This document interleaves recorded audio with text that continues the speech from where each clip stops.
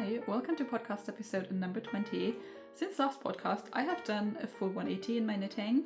Last time I was still showing thick, warm wool winter sweaters, and right now I'm basically only doing summer knitting. So we're fully in the warm season. The weather is not quite agreeing with me. It was really warm here like 2 weeks ago. It was like 26 degrees. I was out walking all the time, and now for the last 2 weeks it's been really grey and rainy, and we're down to like 12, 11 degrees some days. So it's a bit weird now that I've started my summer knitting. I'm like sitting here and looking out the window and it's just raining outside. So summer is giving me a tiny bit more time to get done with some of my summer projects, so I can put them on once the weather gets properly warm. I have 2 finished objects today and 2 new cast-ons, so that's what we're going to be chatting about, and let's get started. My first finished object is actually also what I'm wearing today. This is my cloud tee, and this is more of an accidental summer item because I was intending to make the full cloud blouse, and I was playing a very intentional game of yarn chicken that I evidently lost. I started working on this with 7 balls of the Knitting for Olive soft silk mohair in this midnight colorway, and I should have had, I think, 9 balls of it for the size large, which is the size I always make in petite knits patterns. And I didn't want to order more yarn, and then, you know, there's always a little bit more yarn factored into the calculations in the pattern, so then you always have some left over, and I didn't want any left over, so I was just going back and forth until I decided I'm just going to cast on. They probably won't have the same dye lot anyway, so if I have to order more yarn, it really doesn't matter if I do it right now or when I'm done with the project and I'm running out of yarn. So I cast on, and this is a top-down garment, so you start up here in the back for this trapezoidal piece that is formed with short rows, and then you pick up stitches for both of the shoulders here. You do some short rows over here to shape this neck section. Then you connect the shoulder sections under the neck over here, and you work both the back panel and the front panel completely flat until you hit this point under the armhole here, where you can connect both of them in the round for the body, and that was where I stopped last time. From there on out, the body is really just mindless knitting in the round. There's nothing happening, and I cropped mine a little bit because of my yarn issue. I was kind of hoping maybe I could get the full cloud blouse out of my 7 balls of yarn, and I used up, I think, 2 of them for the front and back panel pretty exactly, and then I was hoping I could get the rest of the body out of 2 more of them. And I think the last 10 centimeters of the body I had to switch my ball of yarn already, so it wasn't quite working out. Then I made a little bit of a modification to the neck here, or to this collar part, where I knitted the same finishings that the body has and that the sleeve also have, because I thought it was a bit like weird to me that the collar was so different from all of the other finishings. I mean, it was just stockinette, so it wasn't incredibly different, but you know, I just wanted everything to be matching. So I saved some rows over here, but obviously that is not a lot of knitting. And then I started on the sleeves. So I rolled all of the yarn that I had left over at that point, which was a little bit more than 2 balls, I believe, into 2 piles, so I could use 1 for each sleeve and make very sure that they are the same length. And then I started working on the sleeves. I tried to work them both at the same time at first with this like weird magic loop method where you put everything on a super long cable, and I absolutely hated that. It was so much work to shift the stitches around that after a few rows I just gave up on that, and I just worked the sleeves separately. And I got to about this short sleeve length on both sleeves before I only had 1 ball of yarn left. And at that point I sat down and I did a little bit of math. I tried to figure out how much yarn I needed per stitch with my knitting in the body, and try to like gauge how far I could get with the yarn that I have, if there was any chance I could complete both of my sleeves. And I came to the conclusion that I could get pretty far with both sleeves, and if I were to unravel a little bit of the body, I might be able to finish both of them. So at that point my main plan was to knit both sleeves as far as I can get with the yarn that I still have, and then unravel a little bit of the body to try and make the sleeves full length, and then with blocking stretch out the body a tiny bit so I can get my length back. So I used up all of my yarn for the first sleeve, and it ended up being about here, I think, so like just over my elbow. And for the second sleeve I used the rest of the yarn, and I noticed that it was a little bit shorter than the first one. So when I was dividing up my yarn, I hadn't been super exact. Obviously the mohair is laying double, and it's also mohair, so it's just incredibly difficult to wind into balls, at least I found. because I was like using one ball of yarn and pulling from the center of it and from the outside of it and trying to lay it double and then divide it in half, and the mohair just keeps sticking to itself and getting tangled. So I was having some trouble dividing it up evenly. So I ended up with one ball of yarn that was a bit bigger than the second one, and I happened to use the bigger one fast. So to me it seemed like if I unraveled some of the body I could get the sleeves done. But once I was done with the second ball of yarn for my second sleeve, and the sleeve was noticeably shorter than the first one, I kind of realized that I would have to unravel so much of the body that this would just be way too cropped for me to want to wear it. And that happened to also be the week where it was really warm here, so I was kind of thinking, you know what, maybe I would be fine with a t-shirt. It looked kind of cool when I had it at this length here, and maybe that's fine for now. I can just bind this off as a t-shirt. I can wear it for the next few months. And if I end up not liking this as a t-shirt, I will at some point order yarn from Knitting for Olive again. I can just get an extra ball of the mohair and I can just finish the sleeves to full length at any other point, like for the fall or for the winter, if I want to. So that's exactly what I did. I took my 3/4 length sleeves and I ripped them back to be this length, this t-shirt length.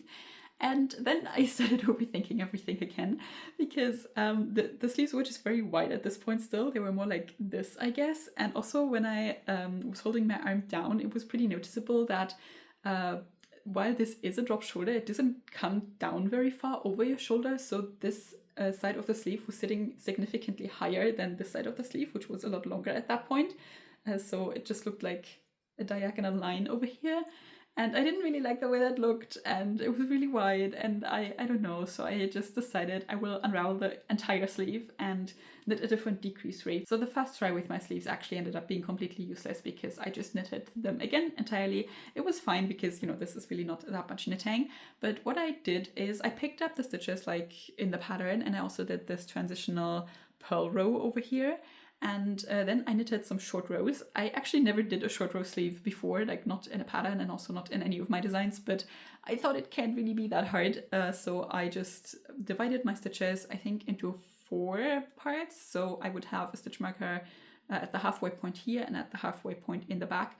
And then I did short rows over that. I don't exactly remember how many I did, but in my Ravelry profile or in my Ravelry project page, you can find the exact instructions that I used. And then, you know, I had like evened out this diagonal line that I was talking about earlier. So now, as you can see, this line here is very straight. And then I just ended up doing exactly as many decreases as were in the pattern for my size. I just spaced them differently so that the sleeve would be shorter. And then I did the same finishings that are also in the pattern here. And that way I ended up with this short sleeve that looks pretty proportional to the rest of my t-shirt now, I would say. So I now have a ball of yarn left over, and I know that if I order a second one at some point, I can make the sleeves full length. That would just mean that I would have to unravel both of them completely again and start over on them, which is not great, but you know, it's a good option still. For now, I will leave the t-shirt this way. I have worn it a few times, but I don't know how much use I will get out of it. I feel like for the spring now, it is okay. The fabric is pretty thin and breezy, so it's fine, but it is still a warm t-shirt. It is still mohair. So I just feel like for something that I'm wearing like close to skin, something that I'm probably not putting another t-shirt underneath, I would like to make it out of a fabric that I can wash more frequently. Obviously, I can still wash the mohair, but it's not great for the fabric. When it gets wet, it gets very floppy and difficult to handle. So I think if I were to knit a t-shirt with the intention to knit a t-shirt, I would pick a different fiber for it. But maybe I'll unexpectedly like it. I don't know. I think it looks very flattering. It's a pretty nice t-shirt. I'll see if I gravitate towards putting this on in the next few weeks, and if I really don't, then I will just get another ball of yarn and make the sleeves long for the fall. For the yarn, I have worked with the Knitting for Olive mohair before. I've always held it with something else though, and I think it's pretty well known that this is a nice mohair and that it's not incredibly itchy. I would say I can feel it a little bit up here for the collar, but it's not to an extent where it would really bother me. Like if I'm paying attention to it, I can feel it, but I think if I'm just, you know, in conversation or doing something, I wouldn't really notice this. The pattern was fine as well. It's a pretty simple stockinette blouse. It has a lot of short rows, but I think if you know how to do German short rows, you will be able to make this without any major issues. Luckily, all of the issues that I had with this came from me having too little yarn and struggling with the sleeves. So in the end, this was a little bit more work than I was intending for it. I was kind of hoping this would be more of a palette cleanser project, where I can just sit and do some stockinette in the round without having many thoughts, and then move on to more complicated projects again, because I have been knitting a bunch of very long-term complicated projects, and I just really needed something that was simple and didn't require any thinking. So it ended up being a little bit more thinking than I was intending for this, but it was really fine. The sleeves were not that hard to figure out, and I actually also had time to finish a second project, that is this one. These are my gullblanka socks by Maja Carson, and I am very happy to report that I now have a pair of socks that I made myself that fit me. So that's cool. This is my, I think, 4th pair of socks overall. I did one pair of socks like right in the beginning when I started knitting, or I at least started the socks then, and then I abandoned them and I picked them up sometime later, and they ended up not fitting me at all when I was done with them. And then I did 2 pairs of socks as a gift knit, and I used the Sunday sock pattern by Petite Knit for those. So I was intending to use that pattern for these socks as well, and it wasn't really working out because I was trying to use up all of my yarn. And the Sunday socks are knitted top down, so you start up here, and it was just incredibly difficult for me to estimate how much yarn I could use to finish the sock, but also use up all of the yarn that I had. So I just kept going back and forth with that pattern about a billion times before I decided to pivot to making this pattern, because it is toe up and the design is very similar. So you have this ribbed cuff and also ribbing on top of the foot. For this pattern you have 2x1 ribbing, and then the bottom of the foot and the heel is just stockinette, and it is a pretty simple worsted weight sock pattern. I was holding my sock yarn double for this. So you cast on at the toe here, and then the foot is like half ribbing, half stockinette, and then you knit the heel flat. I learned the Judy's Magic cast on for the toe, and then the wrap and turn technique for the heel, so that was kind of fun that such a small project taught me that many new techniques. And then last time I believe I was working on both of the cuffs, because my intention was to work the cuffs kind of at the same time, so I could definitely make sure that they are the same length this time. I had divided my yarn in half, but I still somehow ended up with one sock that was shorter than the other one, because I was too lazy to knit both of my cuffs at the same time. So I knitted one first, and I bound off with a sewn bind off, which is not in the pattern. The pattern just tells you to bind off in ribbing, but I wanted something more stretchy, so I did the sewn bind off. And it ended up still being not very stretchy, so it was stretchier than the normal bind off, but it was still the least stretchy part of the cuff, which I didn't really like, so I tried to find some alternatives. I learned how to do the Icelandic bind off, but somehow mine wasn't very stretchy at all. I'm not sure if I did it wrong or whether it was just not stretchy enough for this either, but I didn't really like that bind off either, and at that point I kind of gave up on the bind off for now, and I started on my second cuff. And I actually, when I ran out of yarn, my cuff was a few centimeters shorter than the first cuff. I don't know how that happened, but oh well, I just unraveled a few centimeters of the other cuff because I was undoing the bind off anyway. And then I pivoted to making a Judy surprisingly stretchy bind off, cast off. Is that what it's called? Something like that. The Judy one. I also did her cast on, so now I also know her bind off, but that one ended up being very stretchy. So as you can see now, the bind off is even stretchier than the rest of the sock, which is perfect because this also goes on the widest part of my leg. I was a bit worried with these socks and also the Sunday socks that I was making before, that because the cuff has zero shaping, that it would be uncomfortable to wear on your leg up here. And I think for the Sunday sock pattern that is still true if you make the cuff as long as it is in the pattern. For this one, my cuff now is pretty much as long as it is in the pattern, and it is fine.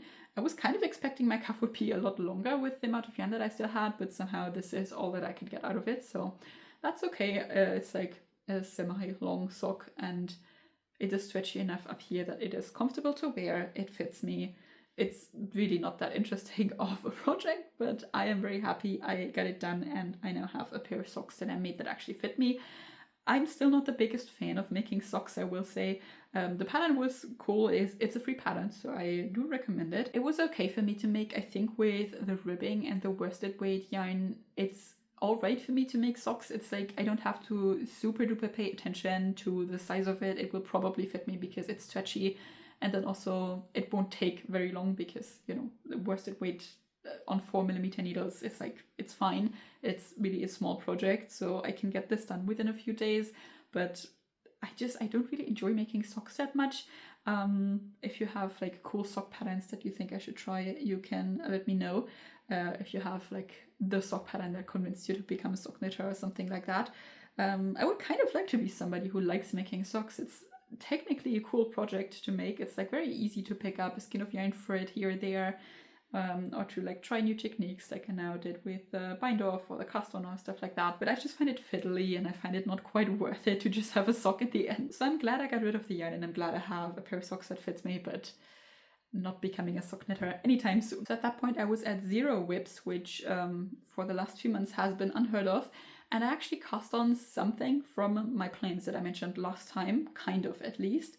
I was thinking about knitting the Ivy Top by Petite Knit again. I'm making a lot of Petite Knit lately. I don't know how that happened, but I knitted her Ivy Top last summer and I knitted it out of the Knitting for Olive Pure Silk.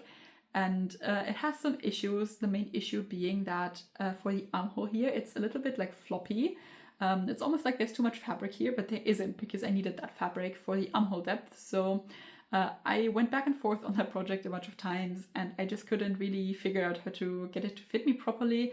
And now with some distance from the knitting and the failure of it, I think one of the main reasons why it is so floppy over here is that I used the silk yarn. It is an amazing yarn, but it is not stretchy. And I think the top would fit me more like I intended, like tied to my body, if the fabric was stretchier. Last summer I would have never knitted this top out of a properly stretchy fabric because I was making very sure that I was only using summer appropriate fibers for all of my summer knitting.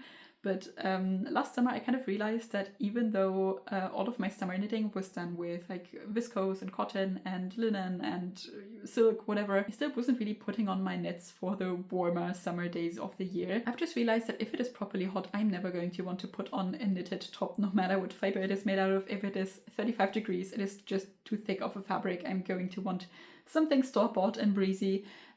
So I think now for my summer knitting, I've decided I can use different fibers as well. For example, a merino that is actually stretchy, and I can just put my summer knitting on in the spring or in early fall or maybe in winter, like underneath something else. I think that is a more sensible way for me to approach summer knitting than to try and make something that I can actually wear while it's hot. So my idea was to cast on the Ivy Top with a merino wool again, and that way have it be properly stretchy. And I was thinking about using some of the drops daisy that I still had. However, when I swatched with it, the fabric was very thick to the point where I was thinking I will probably not even want to wear this in spring. So I pivoted a little bit and I cast it on in the Knitting for Olive merino. I have 7 balls of this as well because this was actually intended to be held with this mohair, and if I'm holding them next to each other, you might be able to tell why that did not happen. They just didn't look very good together. I obviously need less than 7 balls for the Ivy Top, but I will just make another top with whatever I have left over, I guess. So this is how far I got for my Ivy Top. The fabric is a little bit thinner than for the Drops Daisy. I'm not quite sure why that is. Maybe it's just because I'm holding 2 strands together instead of a single strand. I don't know, but I'm working on 4mm needles and I am making the size medium in this because I want this to be a little bit tighter, and I have my fast version of the Ivy Top that I know it technically fits me. It just does this weird floppy thing at the armhole here. So when I measured the bust circumference on my first version, I realized that I was way closer to the medium size. So that's what I'm doing. Also, I mean, this is pretty stretchy still, even though it's just stockinette fabric. So it will definitely fit me. The Ivy Top is knitted top down, so you cast on in the round here and you do this little collar section, and then you work some short rows to make the back sit a bit higher, and throughout that you're knitting this little saddle here that sits on top of your shoulder. And at some point you bind off the saddle stitches on the side here and you knit the back panel flat and the front panel flat, and then you connect in the round, which is where I just ended up.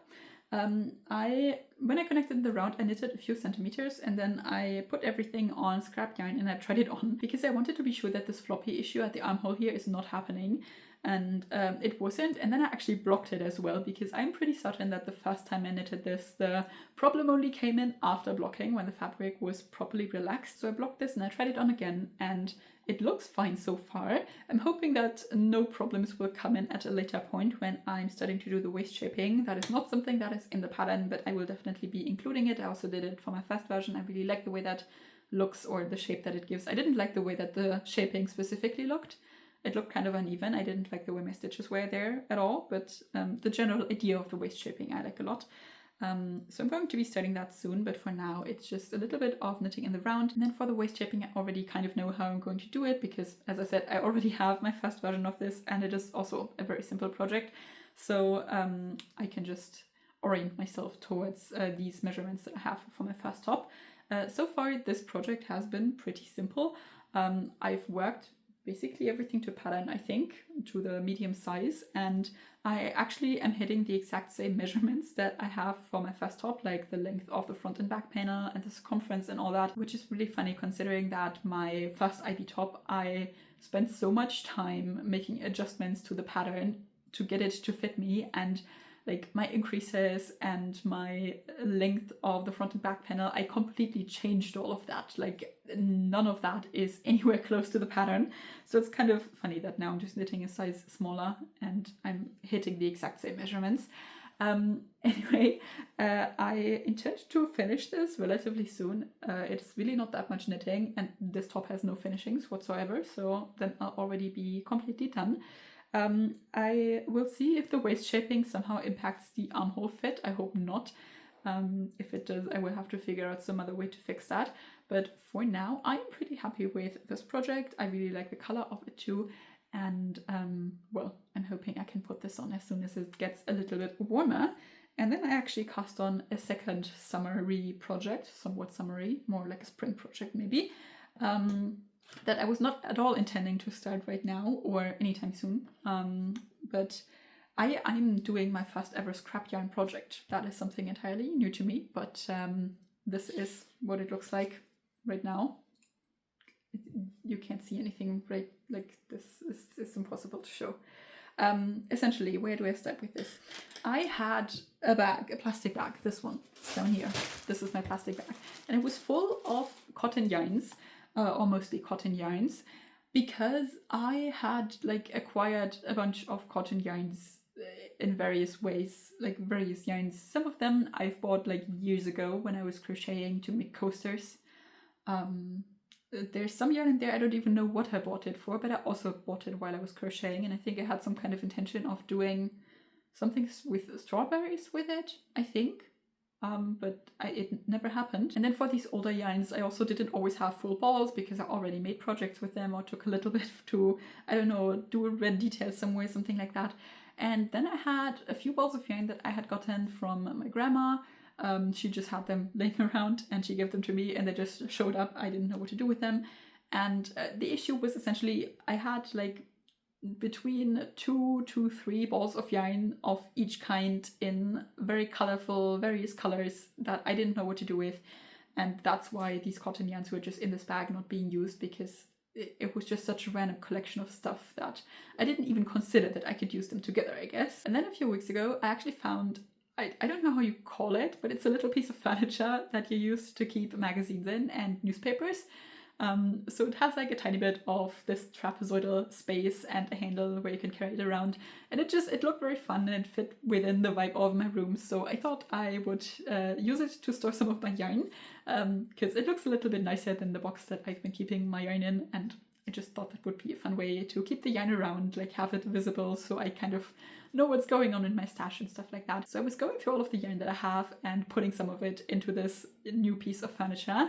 And I came across this bag of cotton yarns and I decided, you know what, it's like going into summer, I should probably do something about this very random collection of cotton yarns that are in here. So I sat down and I took the time to actually write down what is in this bag of cotton yarn. So I wrote down, you know, the name of the yarn and the brand and the meterage and what gauge is suggested on the label and all that. And while I was doing that, I noticed that they actually are all pretty similar, which I didn't really think about before yet, because to me, they were all like different kinds of yarn. But they're all DK weight and they're all between 100 meters and 125 meters per 50 grams. So that was the first revelation that I had. And then the second revelation that I had was that I actually had like 3 different colors essentially. So I had a lot of white. This is some of my whites. And as you can see, they are not the same white, but they are all kind of white. And then I had some pinks and reds. So this is all of my, no, this is all of my pinks and reds. Also not even close to the same color, but you know, like within the same color family. And then the other color that I had was green. help. This is all of the greens that I had. And my first idea was actually that I would make 2 tops out of this. So one mostly green top with some of the white and one mostly red top with some of the white. And neither the green nor the red are really colors that I would gravitate towards wearing normally. They're a little bright for my personal liking, and I also don't think red looks very good on me. So I was kind of like, oh, okay, like it's a scrap project. I will just do stripes red with white or whatever. I'll see how much I put it on. It's like really just a project to get the yarn out of my stash. And while I thought that was a good idea, I was still pretty unsure because some of the yarn is a lot thicker than others. As I said, they're all between 100 and 125 meters, but I don't know, you might be able to tell that this yarn is way thinner than this one, for example. And I just wasn't sure how it would look being held in the same garment, so I made a swatch where I used all of my yarns and I just picked like random ones from there, and then I had all of them kind of next to each other, and I thought, you know what, actually they look kind of good together. Like even the red and the green together looks kind of nice. So I asked on my Instagram story whether I should make one garment with just all of them, make it very colorful and very scrappy, or if I should go with my first idea to do like a red top and a green top. And most people said I should use all of them in one sweater, which is what I ended up doing.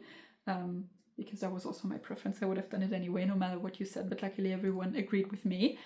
So this is what I cast on. I am obviously self-drafting this because I'm not going to find a pattern that is suitable for that random of a yarn collection. And I would say out of the woods with this. Like, this was by far the most difficult part. The yoke is almost done. Not quite yet. There's still a lot of... I mean, it's almost done row-wise. It won't get much longer than this, but obviously even if I'm just doing a few more rows at this point, it's very long rows. It takes a very long time. The first decision I made about this was, obviously it was going to be striped with that many colors, but I decided to make the stripes all 2 rows high. And the reason for that is that in the beginning of my knitting journey, I self-drafted a striped sweater, my Sea Breeze sweater, and I still really love that sweater, but I just always feel like it is the main center point of attention when I'm wearing it. Like, I feel like it distracts from my face in a sense. It's like there's so much going on that I'm sinking in the sweater a little bit, and I wanted to avoid that with this one if possible, because for my Sea Breeze sweater all of the stripes are different heights as well as different colors, so I think that just contributed to it being so overwhelming.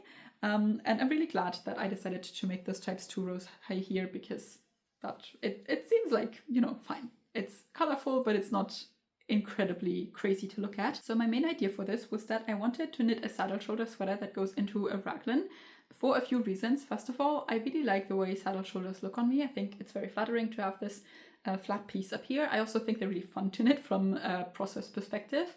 And then I decided to go into a raglan because otherwise the other option would have been to knit it as a drop shoulder from that point on. So I would have had the saddle here and then just extended that pretty long and then had a straight piece of knitting down here for the armhole. But then first of all, I would have had to knit that flat, which I didn't want to do. And the second reason why I didn't do that is because I don't like it when striped sweaters are drop shoulder.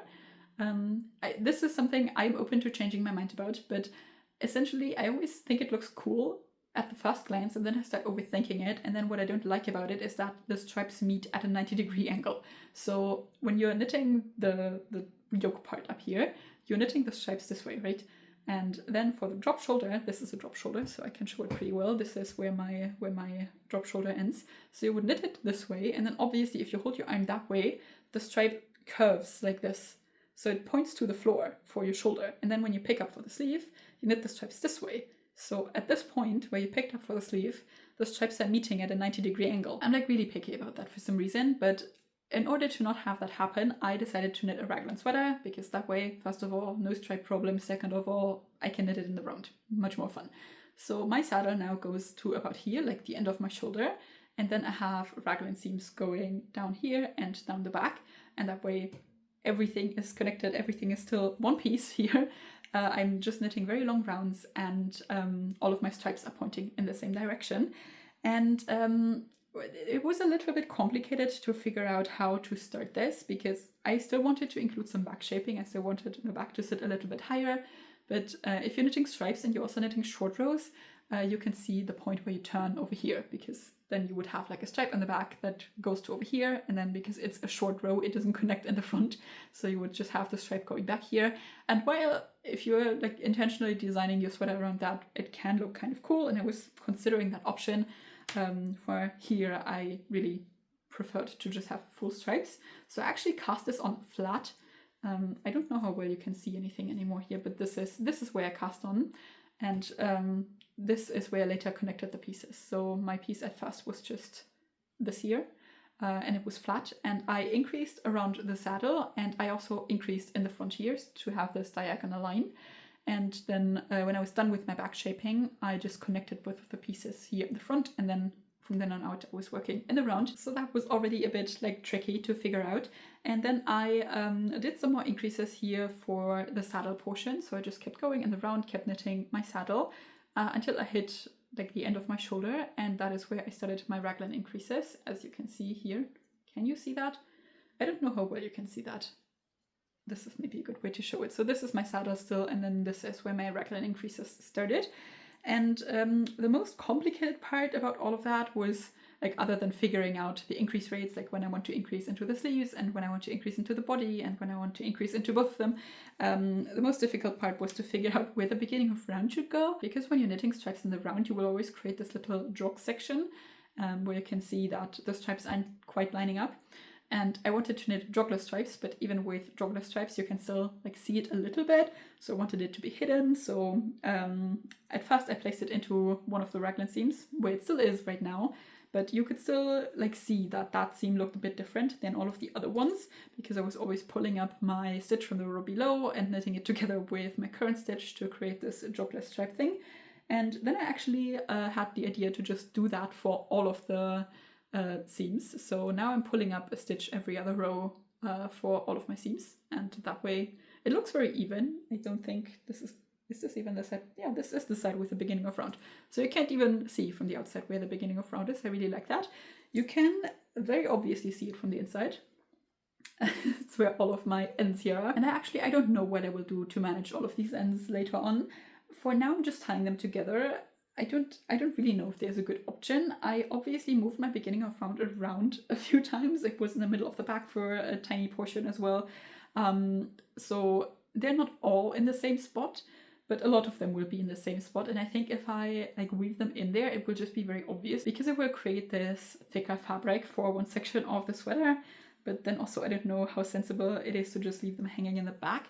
I was thinking maybe, this is one option in my head, maybe I cut them off to, oh, I'm losing stitches, to be very short. And then I have this, I don't know how it's called, I think it's called something interfacing. It's this like fabric that is just fabric on the top side, and on the bottom side of it, it's like, it has some, I don't know, chemical on it. So if you put heat on top, it'll get sticky. So I could just cut off these pieces to be relatively short, and then I could cut like a long strip of this interfacing stuff and iron it on here. And then it would, you know, stick to the sweater with the sticky side, and up here it would just be fabric. And that way it would kind of hold all of these ends in place in a neat way. It would probably also mean that the fabric is less drapey at that spot on the front side as well.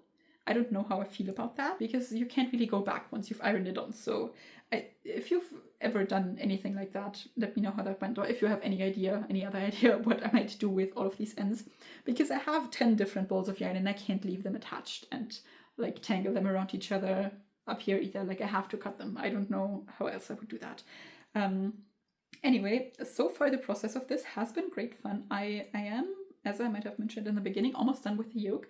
So after my saddle section here, I started my raglan increases. I increased into the sleeves for the most part now, so that I would have a proper place to put my arm. And right now I'm still increasing into both the sleeves and the body at the same time. And later after this, I will have a small section where I only increase into the body to shape this little swoopy section under the arm that most sweaters have. And then I will put the sleeve stitches on hold and connect in the round for the body, cast on some extra stitches at the underarm, but like the yoke is planned out, and everything that follows from there is really just, you know, figuring out the decrease rate for the sleeves. That is like the most complicated part at this point, which really is very easy. I am also not entirely sure yet what I want to do about the finishings, whether I want to include a tiny bit of ribbing and then leave a rolled edge, kind of like for this one, or whether I want to do like a pearl row and do mostly stockinette, or I don't know. I don't want to do anything overly complicated, and I don't want it to be full ribbing, I know that, but I guess I'll see about that. I am a bit concerned about my yarn usage. As I said, I think I have 10 balls of yarn, of these very random balls of yarn. Also, as I said, like some of them had been used before, some of them hadn't, so it's not like I can really estimate how much yarn I have. I'm just going with the flow and I pick whichever color next that looks like it still has the most yarn left. It's okay, I think. For most of the balls of yarn that I have, I still have about half. So that should be all right, but I'm just hoping I will have enough. I don't know what I'll do if I don't. It's not exactly like I can just buy more.